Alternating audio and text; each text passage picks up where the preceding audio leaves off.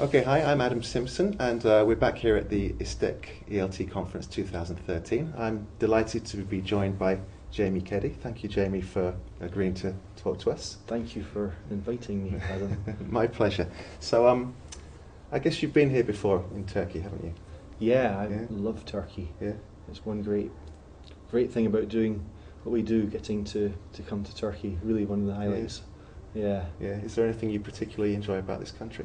Well, I've just been to Kayseri for the first time as well. All right. And each time I come here, I get to know it a bit more, and just such nice people and great food. I didn't get to do any travelling in Kayseri in central Anatolia, but unfortunately, as much as I love it, I've not even had the chance to get into town this time either. Yeah. But, yeah, food, boat trips. Yeah, yeah, definitely. That's you can imagine why I've been here so long.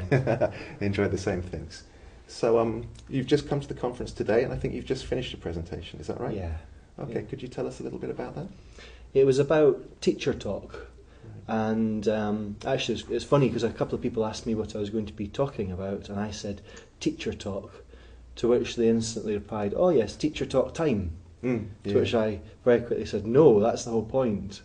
It's what we've been doing for so long is defining teacher talk quantitatively, which is a really strange way to do things, because the teacher's voice, the teacher's persona, is the most important source of language in the classroom for learners. So it's strange defining it as time, so teacher talk time. So we're looking at other possibilities for not just defining it but encompassing things, so the quality, so teacher talk quality, and we can break down quality and look at things like teacher talk density, giving learners space, teacher talk articulation, making sure learners can hear different sounds, vowels, consonants, stress patterns, intonation, etc., so they can themselves acquire it, and teacher talk interactive potential, sort of how to turn a monologue, a very short story for example,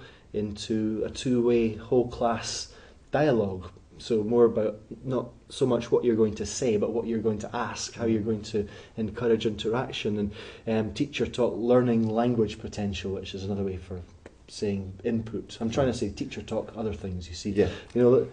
Learning language potential just by making your voice, preparing the target language which you'd like to then become sort of sticky and catchy, and you'd like learners to take away with them without actually realising they're actually doing so.